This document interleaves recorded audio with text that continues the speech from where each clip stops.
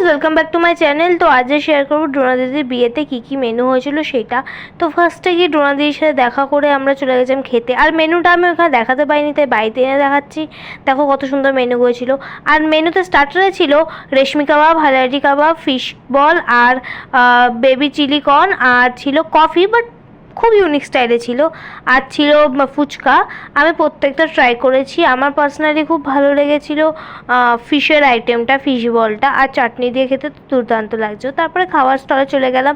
খাওয়ার স্টলে buffet system ছিল, তাই জল নিয়ে আর স্যালাড নিয়ে, দেখো স্যালাড কাউন্টারটা কত সুন্দরভাবে সাজানো হয়েছে, আমার খুব ভালো লাগছে দেখতে। তারপরে ফার্স্টেই নিয়েছিলাম ফিশ ফ্রাই, আর ফিশ ফ্রাইটা খেতে খুবই টেস্টি ছিল। আর দেখো পুরো মাছের ফিলিংয়ে ভর্তি।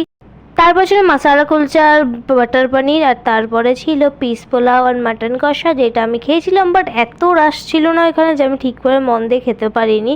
বাট হ্যাঁ, পেটটা ভরার মতো খেয়েছিলাম। তারপর ছিল চাটনি, আমি প্লেটও চেঞ্জ করিনি, এত ভিড় ছিল। চাটনি, পাঁপড়, রসগোল্লা, আর ছিল মালাই চমচম। মেবি আমি ঠিক নামটা বলতে পারছি না এর মধ্যে, বাট চমচমের একটা আইটেম ছিল।